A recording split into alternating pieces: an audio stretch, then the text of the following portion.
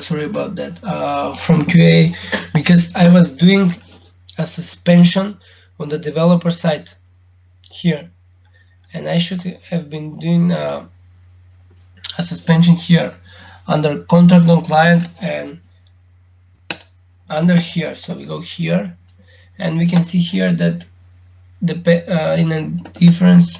Oh my god, no, let me just, what's wrong with this guy? Where is the client? Here it is. Let me see.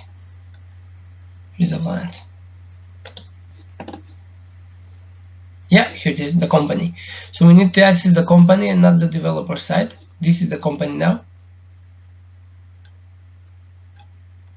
And what do we need to do is click on. You can see here that the reasons are far less than the ones before, because those were for developers and these are for company. And what do we do here? We just go disintermediation. We use the other template here. So this is for clients only, temporary account hold for clients only. We copy this, important note. Oh my god, important note. Go into the template, sorry, in the DTR, copy the URL of the screenshot, add it here, and apply.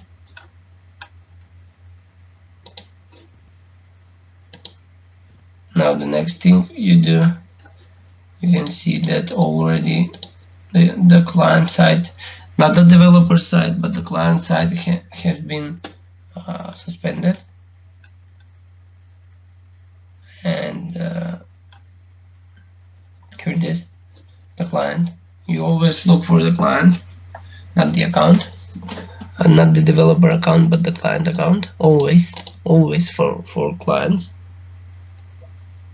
Except when you're doing permanent suspension, second violation, then you need to oh my god, let me just see what it is. Everything seems fine. As for permanent suspension, you need to suspend both client and developer side. Previously, when we did permanent suspension, we only suspended the developer side because the freelancer was a developer only and not a client, so we need only to in those cases only to make one suspension. So continue on here where we started. Next thing is to notify the user. Initiate Zendesk ticket, go to the special message here for clients only, paste it here, open this, make it solved.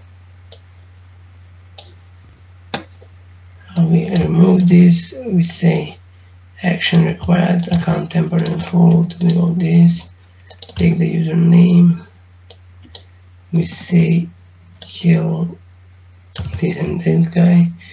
And we need to remember to always change this. So you have offered to pay your freelancer outside of Upwork. So you're modifying it until this structure is formed, and then you check everything and go create ticket. Last but not least, always on the QA marks, if you miss it, is the evaluation, of course. And here we give evidence for another. Let me just go to another account. Here we add evidence and we remove these, and we go policy violation, but here we have the temporary suspension. We say, oh, here it is dash. I think we will have it later on. So you can see here, I will cut here and continue for dash for a little bit. We can see here that who is the reporter here we can open the reported guy. Who is the reporter? The room. So we need to go into this guy. We can see that he is on full lockout already for shipping scam. So we go to this guy.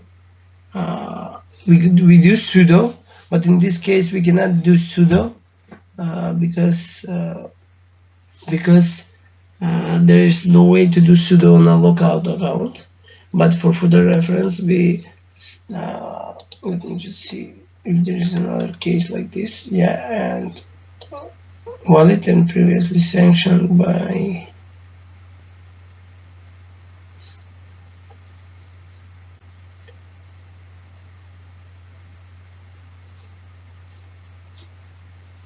different. This one is different. So what do we need to do here? These are the messages and these are the flags. So what do we need to do here is to open this guy, open it, go to sudo, and once you are in sudo, click on the room conversation, because if I click it like this, it will not give me permission because I'm not in the right sudo as here, insufficient access permission. So I'm not in sudo for that user, so I will always need to do sudo. But we will continue on for Dash. Hopefully this example will wait us later. Let us finish here. The ticket was sent. Let us finish here. Get the.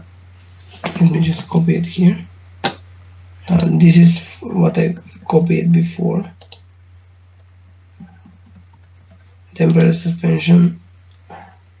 The violation is DTR or 0.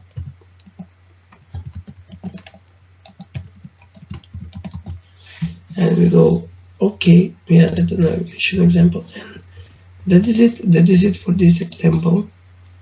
So what do we need to do again? So if we find a violation, we sanction the freelancer first.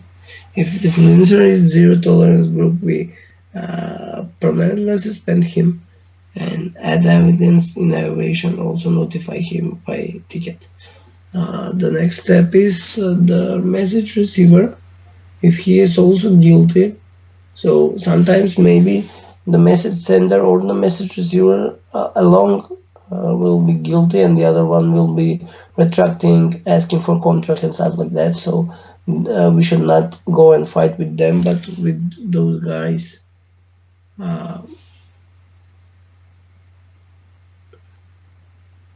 are really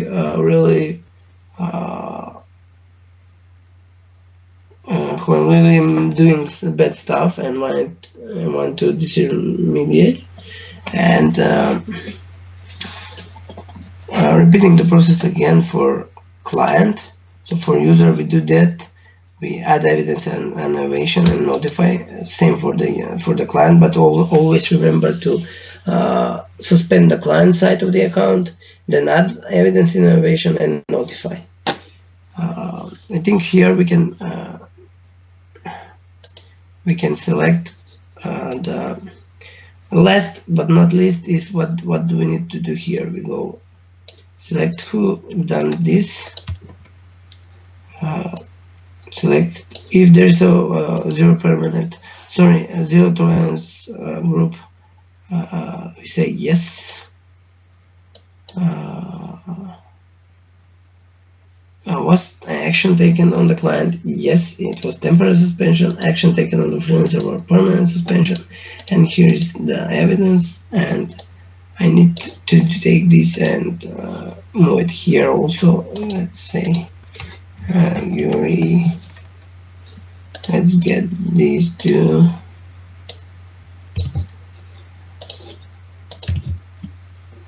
Let's get the messages. Oh, this is only flags.